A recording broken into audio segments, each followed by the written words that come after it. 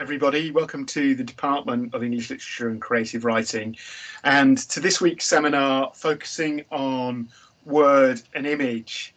I'm absolutely delighted to introduce two colleagues who will be speaking to us today, both of whom have papers. First of all, we have Professor Benoit Peters.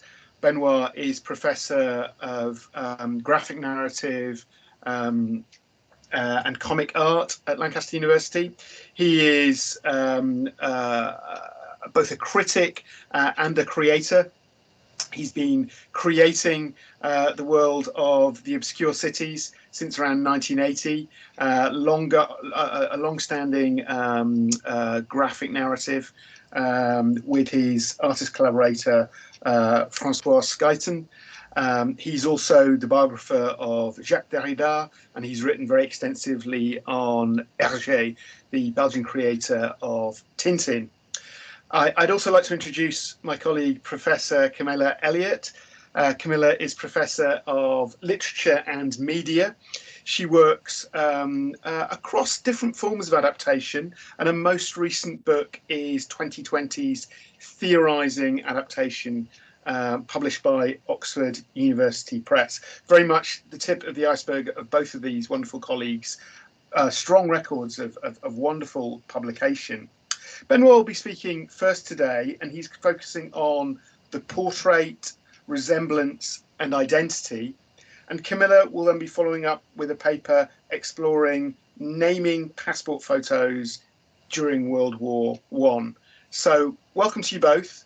Welcome to those of you who are joining us live today, and to those of you who are joining us via the department's YouTube channel, Lancaster Words.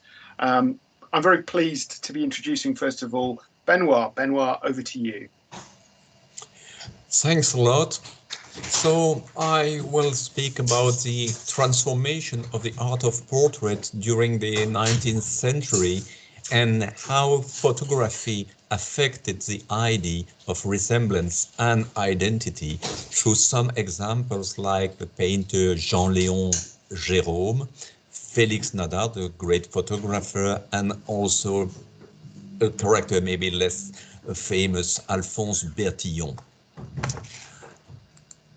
As you know, there are a lot of discussions and controversies about the invention of photography, and we have an English interpretation and a French interpretation. I come from Paris, so I will tell you how we feel the thing in France, and with the first unfortunate inventor, Nicéphore Niepce. And Nicéphore Niepce worked in the 20s in a very solitary way, and created first type of images, very fragile. Nobody saw them at that time. This is probably one of his first attempts. And he wasn't able to finish the work, and so he was, let's say, helped in a very specific way by a more powerful person, a showman called Daguerre. And when Niepce died, without finishing his invention, Daguerre continued the process and called it, in a not very generous way, the daguerreotype.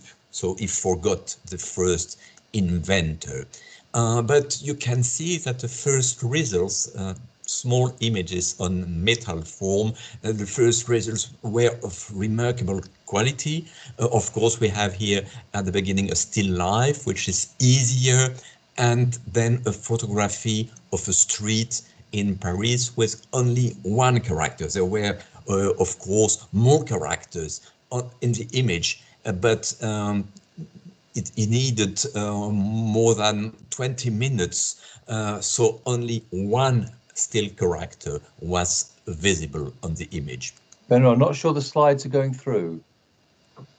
We're on number one. So sorry. I go back. Okay.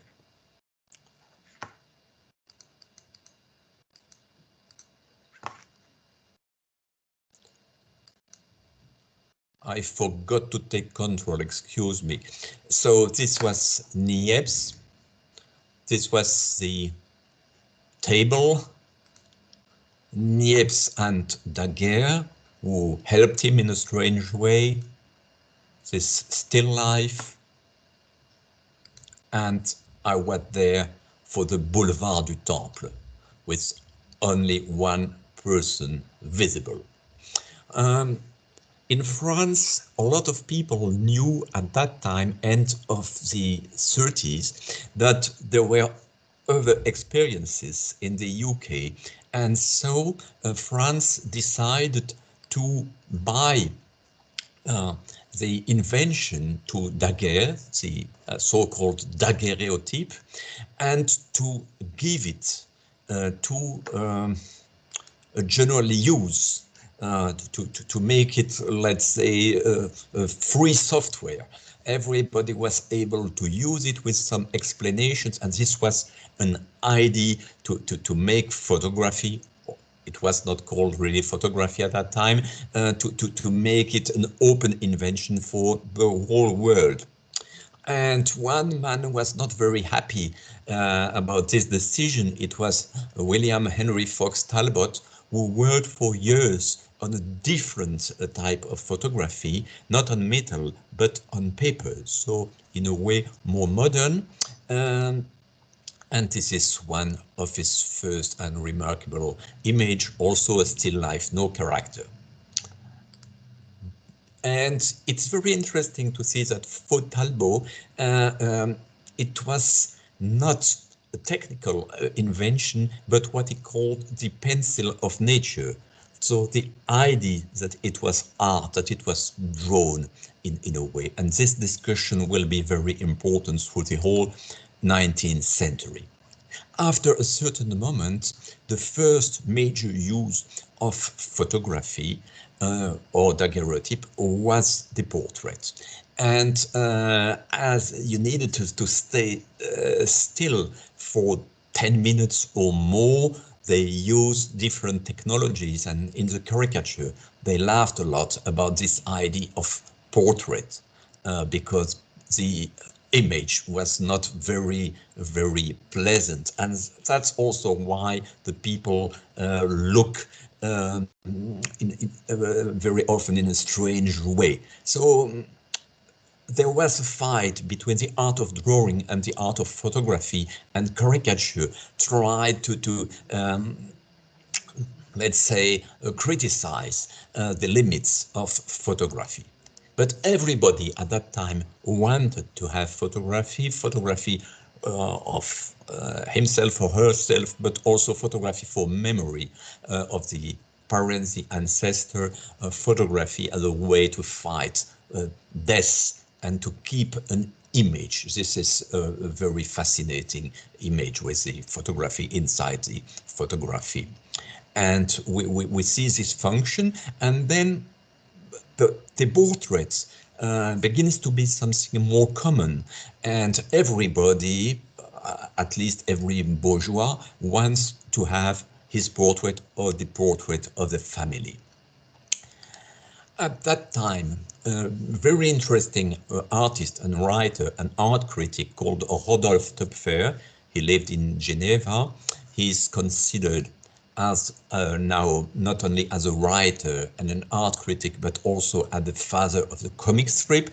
But he wrote a lot about the art of drawing, and he wrote in 1841 a short text about the limits of photography and the limits of resemblance. He thought that photography had kept something to the art of drawing and painting, but that photography was not so able to obtain resemblance. We can just read a few lines of this text. The text is something like 25 or 30 pages. It's a very interesting analysis, one of the first analysis of the relations between photography and art of drawing. There is a very famous text of Baudelaire about this, but the text of Baudelaire was written 18 years later. So Topfer is saying resemblance is a kind of imitation peculiar to any product of the art, while identity is the kind of imitation peculiar to the dagger plate. And so the idea that there is a strong difference between those two words and those two techniques, and of course art is connected not to identity but to resemblance. And we will have a very funny or very sad, in another way, example of the transformation of the art of portrait with a very famous painter at that time, Jean-Léon Gérôme. Is famous as an Orientalist painter with a lot of backgrounds and details and costumes, very remarkable in precision, but he tried sometimes at some moments to paint portraits. And Mademoiselle Durand, Miss Durand, was a famous actress at that time, and because Jérôme was famous, she asked him to paint her portrait. But when she received the portrait, she refused it because she said, okay, the dress is there, the hair is there, but it's not me. I don't resemble to this. And there was a trial, which is very interesting because it happened a few years before the apparition of photography. And here we have the text of the lawyers saying, the portrait in question is certainly a work full of charm and talent, but the first condition of a portrait is that it resembles to the original. And it is impossible to recognize Miss Durand in the person Mr. Gérôme represented, so that the young lady Durand could not be held to receive this painting or to pay the price for it. So I believe that before photography, this question wouldn't have possible in such formulations. It was something new, and for Gérôme, he renounced to the idea of portraits. So he said, in a way, I cannot guarantee a sort of resemblance. But what is funny and even more interesting is that even for photography at that time, for photographic portraits, a lot of people didn't believe that the resemblance was always there. And here you can see on this poster, Resemblance garantie. So it shows that even for photography, very often people were not satisfied with their image. We have here a very famous photographer at that time, official photographer Disdéry, and he created, for example, the portrait of Emperor Napoleon III and his wife. In a way, you can see this image as very bourgeois and a normal family, and in a way, maybe the emperor was not so satisfied about this common image of a couple.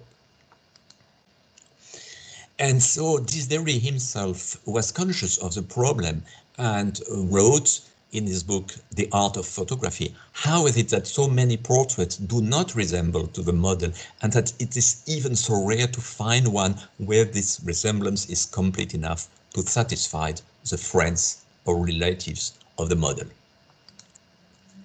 Here we have one of the major French photographers in the 19th century, Felix Nadar. He lived in the same period than Disdéry, but Nadar comes from another origin. At the beginning, he's a drawer, he's an artist, and he created the very famous Panthéon Nadar with the caricatures of many, many famous people of that time. He recognized Balzac, And so he came from the art of drawing, and when he discovered photography, he tried to apply certain of the idea of drawing and caricature to the photographic portrait. This image is very extraordinary because we have Nadar as a drawer laughing about the difficulties of photography. And so the lady comes, and we have an assistant of Mr. Nadar, and the woman is saying, "Sir, this is for the portrait of my husband who died 2 years ago in Buenos Aires. I wanted to have it painted from memory, but I was told that photography bears a much better resemblance than painting." So a lot of misunderstanding. Some people were at that time effectively writing to Nadar and saying, "I cannot come to Paris, but could you make my photographic portraits?" in absence. So it shows how confused it was for many, many people. But Nadar at that time was more and more interested in the idea of the portrait. He was friends with a lot of celebrities of the time and tried to find not only an image but a real resemblance. And so he says, what is difficult to learn is this quick tact which puts you in communication with the model and allows you to give, not trivially and at random, an indifferent reproduction, but the resemblance, the most familiar and the most favorable, the intimate resemblance. This is the psychological side of photography. The world doesn't sound too ambitious to me. So is photography able to work as Velázquez, as Rembrandt, and to try to give a real image, not a superficial image? So we see here some very famous portraits and remarkable portraits by Nadar. First, Gustave Doré, the writer Théophile Gautier, Alexandre Dumas, Baudelaire. There were many portraits, and Baudelaire and Nadar were very close. Georges Sand, and famous young artist, young actress Sarah Bernard. We have the feeling, when we look at this portrait, we have the feeling that the person is really here. And when we look at many other portraits, anonymous portraits from the 19th century, we don't have this feeling. And the feeling we have because of the difference from one portrait to another, the attitude, the distance, and so on. I will finish this small talk with an incredible and not very sympathetic person who's called Alphonse Bertillon, and he was responsible for the portrait in the police department in Paris, and he invented in a way the identity portrait. Here he applied his method to himself. And we have many portraits of Bertillon in the Bertillon style. The idea was to help policemen to recognize dangerous persons or criminals through two image profile and face. And he was convinced at the beginning that with photography you would be able to identify very clearly some dangerous people even 5 or 10 years after their photography. And so there was also this idea in common with people like Galton, the idea that there was a specific physical style of dangerous people. So it tries to keep this image, but everybody is photographed exactly in the same condition, with the same type of light and the same distance. He wrote a book talking about his experience, and he tried to explain how to make some portraits through all the cities of France and in other countries also. And his idea is the goal is unique and easy to analyze to produce the most similar image possible. we will narrow it down more closely by saying produce the image that is easiest to recognize, easiest to identify with the original. So here the idea of identification is more important than the idea of resemblance.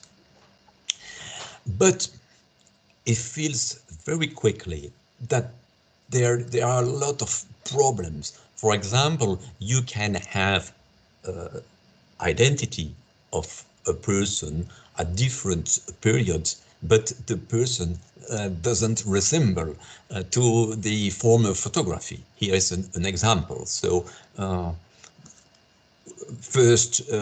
first images on the left, it's at the age of 17, and the second images at the age of 24. And here we have non-identity with a certain resemblance. I don't feel the resemblance so clear, but for him it was a question. So you can have very different photography, but it's the same person, or a sort of resemblance that is false. And after some years, he who was responsible for photography in the police department was very disappointed with all the possibilities, and said, photography helps little. It takes a great accustomment to human physiognomy to find in many of them the identity of the same subject at his various arrests. And yet the photographs are all taken in the same studio by the same photographers with the same devices, the same lighting, and at approximately the same time of the morning. And then he thought that to teach the identity and to approach the problem of resemblance, the language was sometimes more helpful. So he gave a lot of lessons to describe the eyes, or the nose, or the ear, and it's called the spoken portrait. And so he explained it, and you can see that he doesn't explain it with photographs, but with drawings. So he goes back to something very simple. And Töpfer, in his text, was explaining that with a simple line, with a simple caricature, you can recognize easier than with a lot of sophisticated and complicated pictures. And so how to describe, for example, the difference between the ears. I would just say that if you are running after a criminal, maybe you don't have all the necessary time to observe it. But when he is in jail, it's probably easier. And here we have a portrait of late Alphonse Bertillon. But at a certain moment, he found and developed another method with fingerprints, and so that fingerprints, which are in a way very abstract and symbolic, helps more to recognize people, to identify people. And we see here that he had this element of fingerprints to the photograph, and maybe the fingerprints become more and more important. But what is even more interesting, in my point of view, is that at the end of his life, he thought that caricature can help more in a way than photography, which is incredible because it makes Alphonse Bertillon not only the chief of police photography, but a sort of art theorician who cannot be sure of immediately recognizing a prominent figure just with the help of a caricature, which in such circumstances is superior to the best of photographs. Thank you. I'm finished. Thank you so much, Benoit. Fascinating material. I want to encourage people to ask questions at the end of the session. You can add them to the chat. You can raise a hand. We're going to move on now to hearing from Professor Kamilla Elliot, who, as I've already said, is talking about naming, passport photos, and World War I. Kamilla, I pass over to you at this stage. Thank you. It's taken a second for my PowerPoint photos to load, but I wanted to just say today I'm going to talk to you about some relatively new research I'm doing, where I went to an archive and looked at passport applications made during World War I in Britain, and I am formulating my ideas about this, but it's such a delightful and crazy time. It's the years between 1915 and 1921. They didn't trust photographs to represent what people looked like, so they required each person to describe themselves and itemize different parts of their face and hair and eye color and things like that. So this is what slowly my PowerPoint is opening up. Okay, I'm going to start from here. So I call this naming passport photographs. This is part of a new project that grows out of a book I wrote called Portraiture in British Gothic Fiction, The Rise of Picture Identification between 1764 and 1835. By picture identification, I mean a lot of the things that Benoit was saying, the idea that you need language as well as images, and the two come together to create identity, whether it's the names and the pictures of your driving license or your passport. And obviously, those of you who know anything about Gothic fiction, we've got housekeepers or even Pride and Prejudice relating stories and telling the character of the people represented in family portraits. This period marks a shift between primarily using portraiture to identify lineal resemblances between heirs and ancestors, and also between portraits and the landed aristocracy, and then crisscrossing resemblances between the bodies and the portraits, to a new ethos of picture identification where the middle classes insisted that portraits should resemble themselves, and that it was their own character, which is read through things like physiognomy and other kinds of face reading techniques, that are going to show why they should take over and supplant the dominance that was traditionally held by aristocrats. Nevertheless, as any of you know, a lot of Gothic novels, the ancestors come back as ghosts in the portrait and terrorize their progeny. And there are all sorts of interesting things I found there. But what I'm working on now is a sequel, and it might go to 1921, but let's just say 1835 to 1918. And I'm going to be looking not just at Gothic, though there is a strong legacy of that in things like The Picture of Dorian Gray, but also issues of realism, not just fiction, but also theatre and mimesis and resemblance there, and photography, of course. And today, talk to you about passport photos. So I went to the National Archives, and they have saved one binder, and these are passport applications that were made between December the 28th and December 30th in 1916.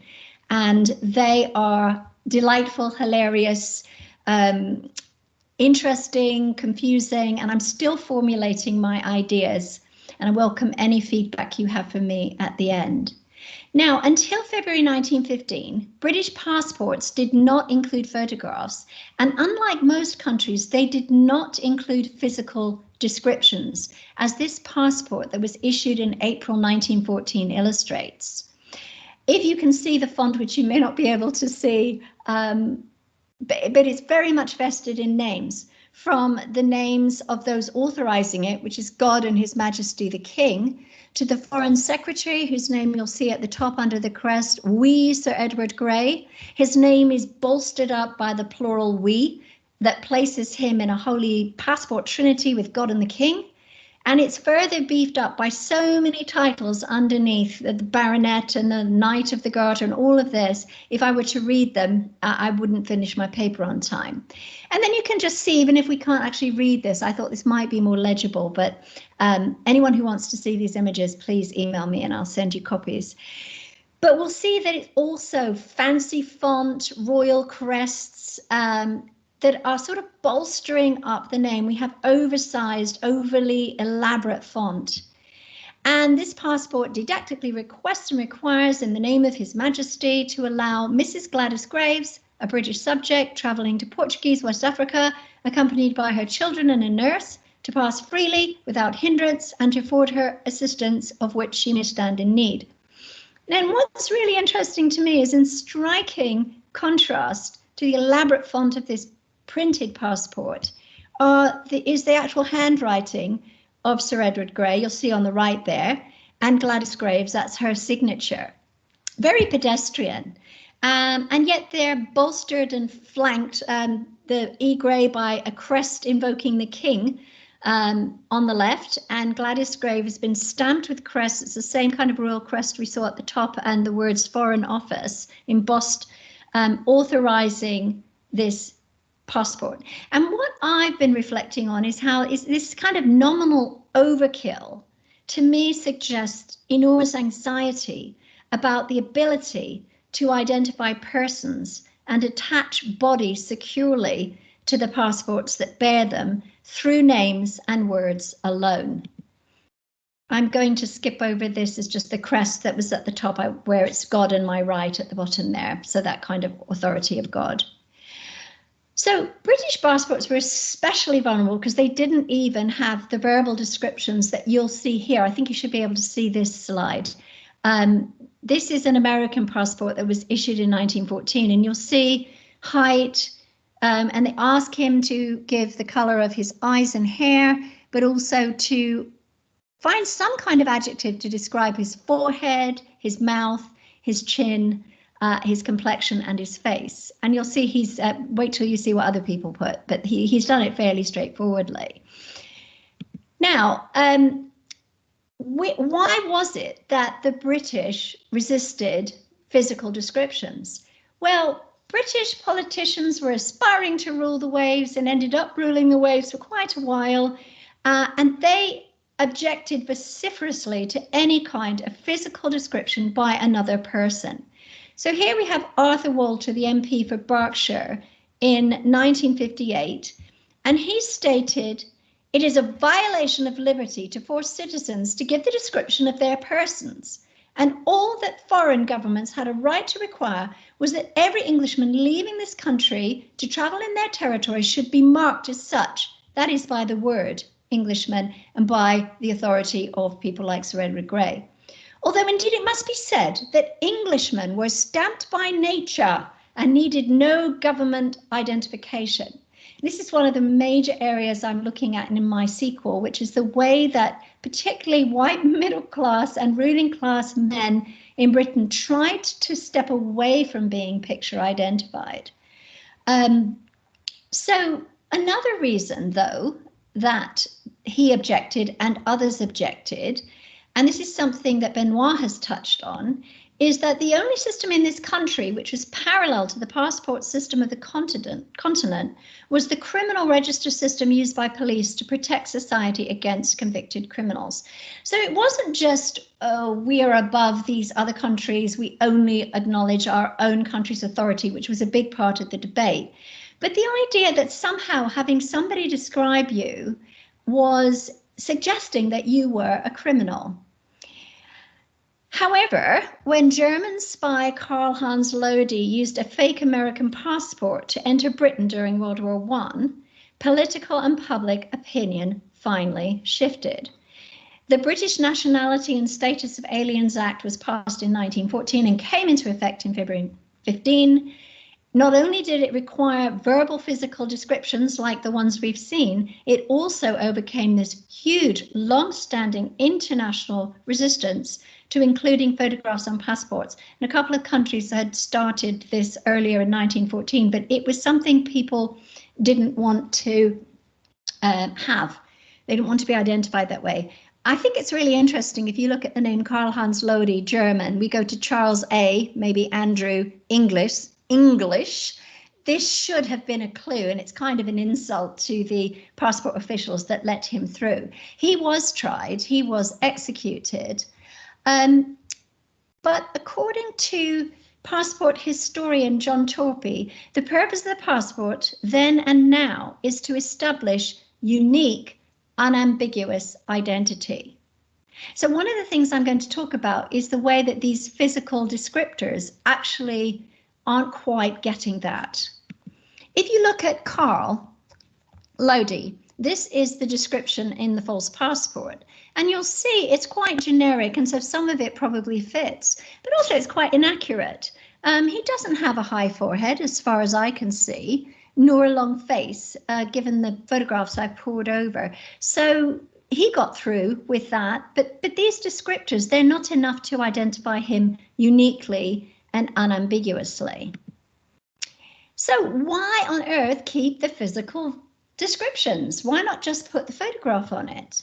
Well, Mark Salter has commented that photography was not entirely trusted, and they didn't trust the image alone without the words to go with it. And again, Benoit has talked about the way in which words are often very much required to supplement and enhance images.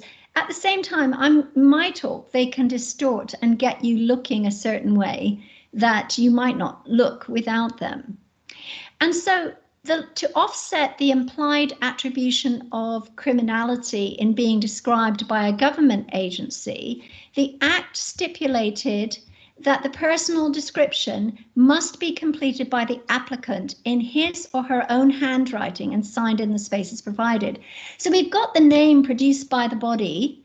The signature is supposed to be somehow individuating as well, in that it's your unique, maybe not unambiguous signature, but also that they get to describe themselves. And this is what has made this such a delightful piece of research for me.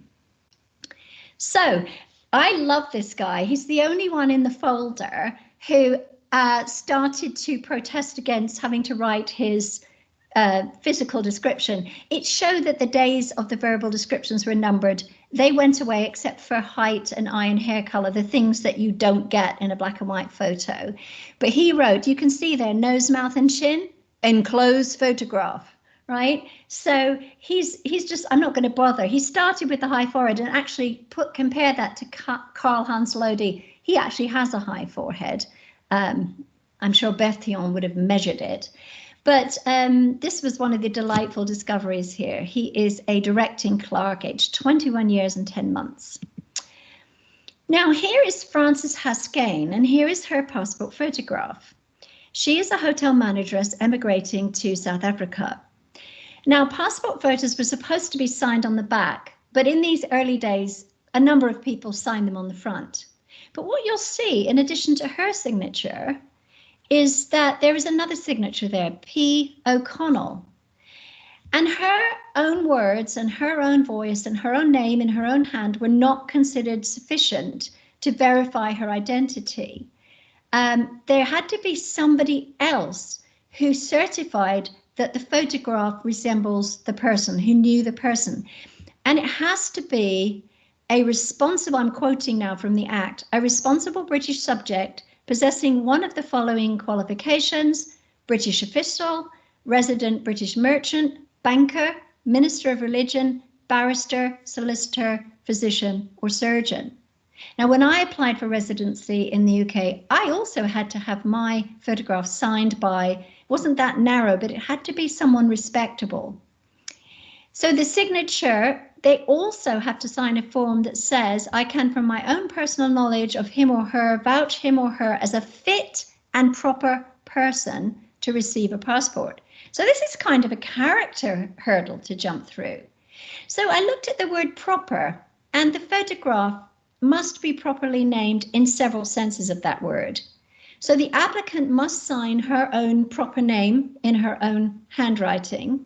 She must be properly, in the sense of genuinely, identified by a proper professional middle-class man who knows her personally.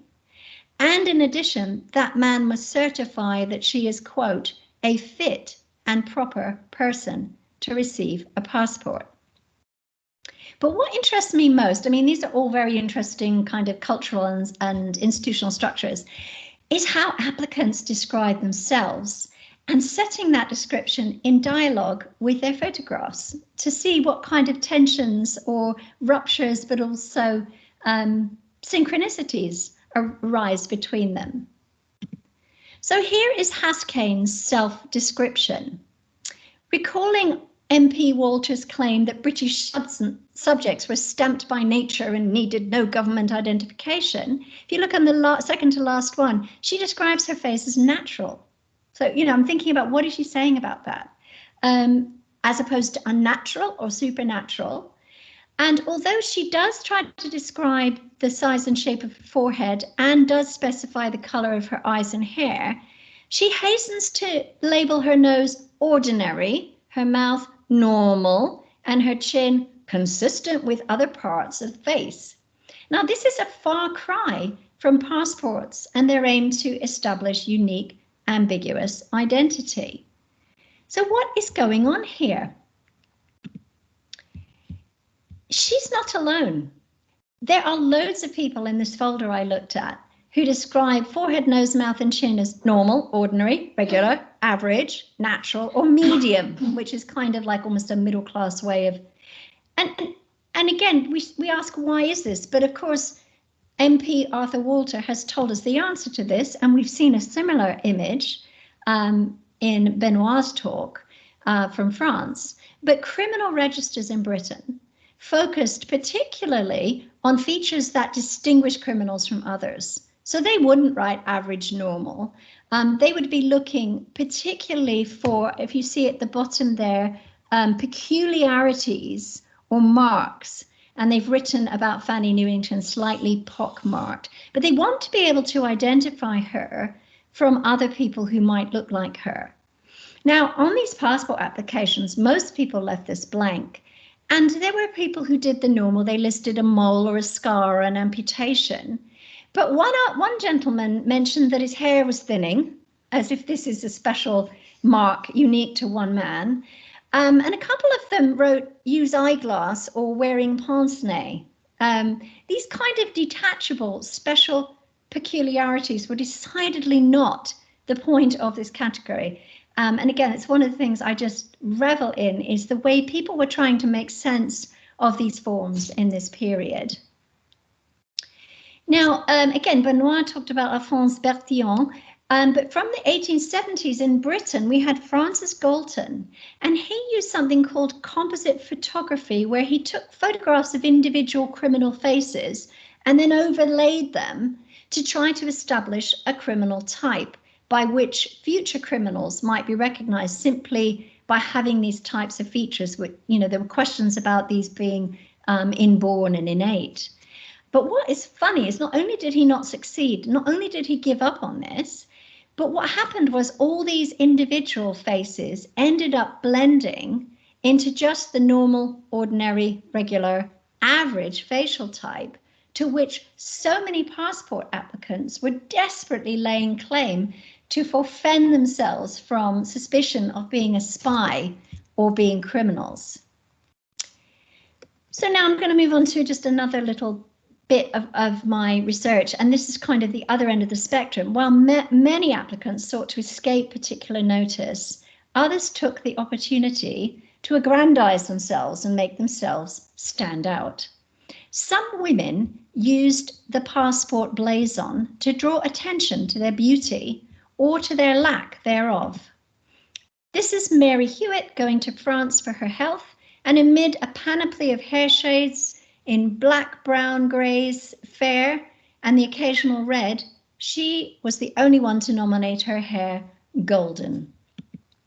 Victoria Jameson going to France to work for the Red Cross, amid the usual range of complexion colours, white, dark, fair, brunette, sallow, florid, pale, and ruddy, she nominates hers pink and white.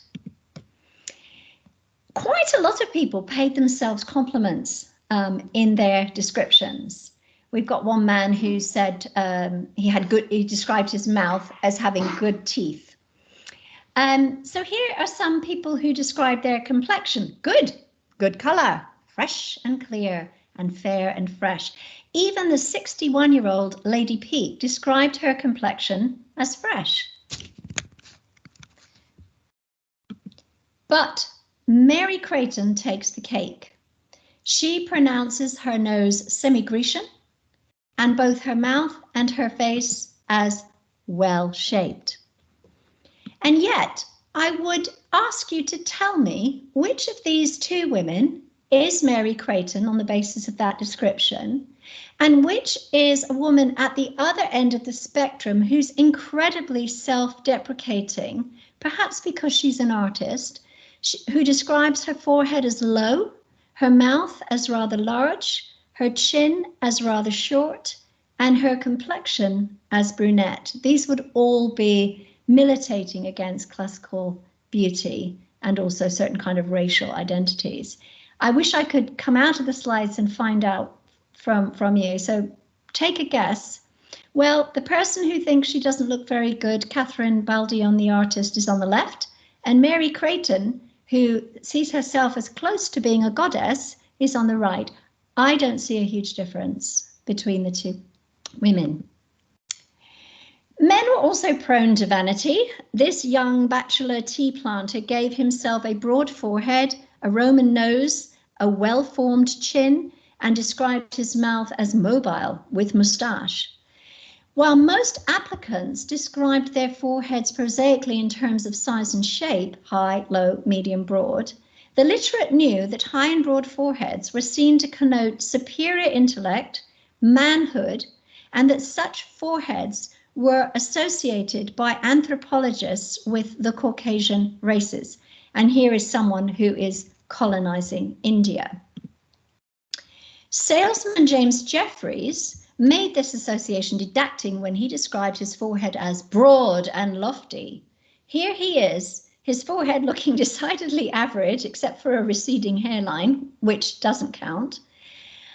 And the only applicants among the many I read who described their foreheads as low were a builder and Catherine Baldion, whom we've seen, and Alice White. And yet again, I ask you to ponder who has the higher forehead, James Jeffreys or Alice White? Similarly, while most describe their noses by shape, size and angle, long, small, large, straight, inclined to the left and so on, quite a few mythologize their noses. When Edward Smith and others who joined him in designating their noses Roman, they joined popular culture ideas of the day that having a Roman nose indicates intellect, good sense, and importantly, the power to command. And again, very appropriate for colonists. Men in particular, but there is one redoubtable widow farmer who joins in on this, were prone to describe their features as strong, firm, and prominent in order to represent themselves as formidable national, personal, and professional characters. This is junior school superintendent working in Nigeria, who he's aptly surnamed Power, and he describes his chin as firm, somewhat prominent, his face as full, features strongly marked, aiming for promotion, no doubt. Here is Edward Rice, a 66-year-old missionary bound for India. Again, he would have known all the associations with Roman noses. Aquiline and Roman noses were seen as interchangeable, signs of superior intellect and a soaring nature. And he would have known that bestiality, sensuality, and all of the things that were associated with the races he was going to colonize were concentrated in the lower face. So he hastens to describe his mouth as normal, chin as normal, and so on. Together with his white hair and fair complexion, he clearly identifies himself as a white man going to colonize India on the basis of his moral, intellectual, and spiritual superiority to others. Refusing to acknowledge any special peculiarities, you'll see that's the penultimate entry, he declares his national status to be scar under left jaw. I wonder who punched him. I'm going to skip over a couple of slides here so we have a bit more time. These are men who describe themselves purely according to their facial hair, which is another category. He describes his face. What is your face like? Clean shaven. Again, no understanding that that can be changed, and this doesn't fix his identity. Ralph Middleton, I'm still baffled by, he describes his face as Highland looking, but he comes from Leeds. My favorite of all is 14-year-old wireless operator William Fraser traveling all on his own to a job in New York, who was asked to describe his chin, and his answer was single. I'm guessing people have teased him about having a double chin. Finally, the one passport application I saw that seems to belong to a mixed race British subject deftly navigates the ethnographic aspects of the passport application. The ambiguously named Cecil Ava Dorothy Harries Smith, born at Dharamsala in India to a Norfolk-born father, travelling to join her mother in Bombay, described her forehead and mouth as normal, emphasized her straight nose, pointed chin and oval face, all decreed by physiognomists of the day to lie closer to European than to Indian facial types. And I love how he avoids the question of skin color. Asked to describe her complexion, she writes, healthy. Under any special peculiarities, she has written, I hope not. With immaculate handwriting, intelligence and wit, she succeeds in both identifying and refusing to identify herself according to expectations of her. As much as the passport has become a cultural institutional construction in which the state confers identity on us, what interests me about this brief window of a few years in which people were allowed to describe themselves alongside photographs are the ways in which they managed to both go with and resist cultural conventions, evade and embellish the information they were being asked to provide. And I relish the multiple ways of interpreting these questions and the ways in which they seem to both understand and misunderstand the purpose of passports, the ways in which they offer much innovative self-fashioning amidst much conformity. I'm done. Thank you so much, Kamilla. Just fascinating. So much new information there for all of us, I think. Wonderful piece of research. And it's a real pleasure to hear this being shared at a very early stage. You've clearly done some fascinating archival research, and obviously it really resonates with the kind of work that you've been doing for some years about picture ID and so on. We just have a few minutes now for questions, and I'd be really delighted if anybody with us has a question. You can raise a hand, you can add it to the chat. John, you have your hand up straight out of the block, so please unmute yourself and share your question. Yeah, my question just was to do with the dead. The photography of the dead was enormously important, wasn't it, through the 19th century? I'm just wondering to what extent dead photos, as it were, in any way haunt any of the kind of categories that you're looking concerned with being constructed as dead. Is that Benoit or me? Well, either, I think, yeah. I mean, more particularly Benoit, I guess, because of the 19th century cults of taking photographs of the dead. But that idea that you are dead upon being photographed persists way into the 20th century, arguably, you know. So, yeah. Maybe a bit left field, so do feel free to sort of ignore. I'm not sure that I got exactly the point in your question. Yeah, Well, I mean, go on. Well, I was just going to say, I know as I'm looking at these photographs, I'm thinking these people aren't alive now, and here they are in all their vivacity and all in the moment. But I also know, I think you're referring to Bird and the idea that photography is sort of committing a certain death, even as it's preserving identity and a person who's no longer here. And perhaps, I don't know how that might relate to issues of resemblance for you, Benoit. I remembered something, Nadar writing about Balzac and Balzac's fear of photography. Of course, he died early before it becomes very common, but many people asked him, and there is only one single image. And he had the idea that the more often photographed you are, the more you lose your soul and your identity. One part of yourself is going. This is a very nice and fascinating anticipation of the modern society, of the idea of photography everywhere and personality nowhere. So this was his fear, and I think for so many people, the first portraits were related directly to the idea of transmit an image after your death and keep this image. So they feel a danger.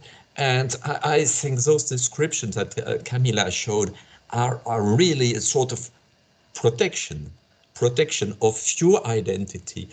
You don't want something of your soul to be stolen. And words are not dangerous because you are able to control words. But when you accept to pose for a portrait, you lose control in a way, specifically at that time, because you couldn't say, oh, this image is bad, I will do another one. When there was one image, it was forever in a way. It was the only image. Yeah. Yes, thank you. Terrific. Thanks, John. Fascinating question. Do we have any other questions from the floor? I've been I was about to ask a question, but I think that Annie has a question, and I'm not sure, Annie, if you want to ask it, whether you want me to ventriloquize it. So Annie says, considering the precise instructions given to the police photography in France, were there guidelines for the style of early passport images in Britain? Would be interesting to know whether resistance to passport photos was similar in France or elsewhere. Thanks, Annie. Wonderful question for Kamilla. Thank you, Annie. It's funny, at the beginning, I've seen, it's not in Britain, but I've seen photographs of people playing guitars in their Tyrolean costumes and guys smoking cigars. And I've seen photographs actually in my folder. There's a lot about women that I didn't have any time to say, but mothers and children all together in a group shot. So at this time, obviously most of the ones I'm showing you are sort of headshots, but some of them are full length. The planter sitting on his chair looking like he's right there on the colonies. So it didn't become more focused until 1921, when they took away most of the verbal descriptors and then gave instructions for the photographs. I think what happened during World War I is there was a lot more universality in the passport system, because before you didn't actually need a passport from your own country to travel in France. You needed the French permission. So you needed to apply for permission from France. And that's one of the reasons I think the British were prickly about it, because, you know, we should be free to travel the world. But I think increasingly it became a document affirming nationality. And that starts to set borders, and in the war it became really, really important. Everybody was scrutinized. Everybody was suspect, even though most people they knew weren't.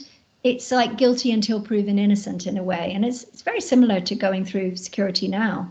They search your bag, you know, they assume there won't be anything in it, but they scrutinize you. So Mark mentions digital, but I think that'll have to wait. That's a whole other. I've read a lot about that, and I might do a third if I can live long enough. A third book that takes us up to the present, but I'm not sure. I love that wacky 19th century. I just love it. So I'm gonna live there for a little while. Thanks.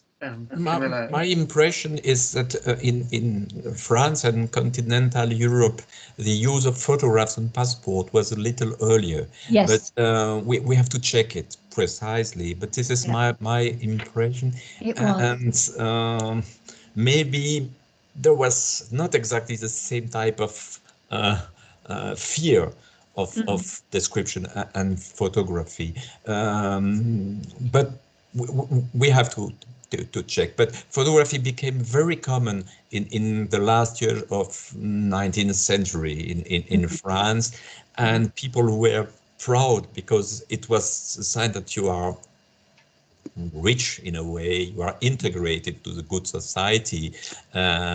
Before, of course, the portrait was a privilege. Yes. And then you have your portrait of your family, and you are in a way like the emperor. When we see the image of Disteri, and I'm not sure that the emperor was satisfied by his image, but everybody wanted to have his portrait by the same photographer, Yes. because you couldn't imagine to have a portrait painted by the person who painted the king. It was impossible before, but there, because the emperor looked so normal in a way, a normal family, so it was possible to be as an emperor in a way. Yes, that's great. Photography was a sort of distinction after the first period of fear, and also it was not as expensive, because at the beginning it was very expensive. Yes. I know in Britain by the 1860s, almost everybody could afford to have a cheap photograph taken. It would usually be bad and sometimes turn black. But Mayhew walked through the streets of London and interviewed street photographers, and they did a lot of scams because they couldn't get enough light to get an actual photograph. So there was one guy who would give people a photograph of somebody else, and he said to Mayhew, most people don't ever look in a mirror, so most people will accept that as them. And the only person I couldn't fob this off on was a woman. I gave a photograph of a male sailor, and she insisted it wasn't herself. So, you know, there's strange things going along.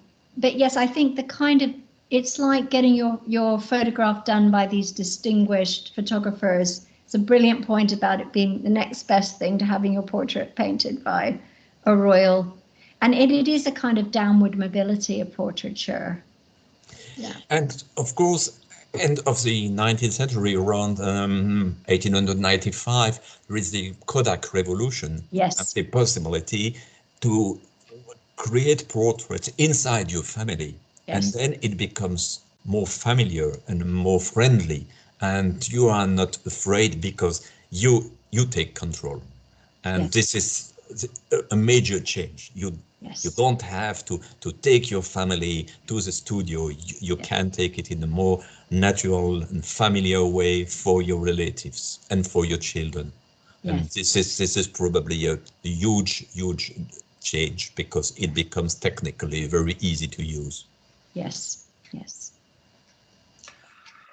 Wonderful. I realise we've gone past the hour. There are probably still many questions to ask, but I feel like you've both worked so hard today for us.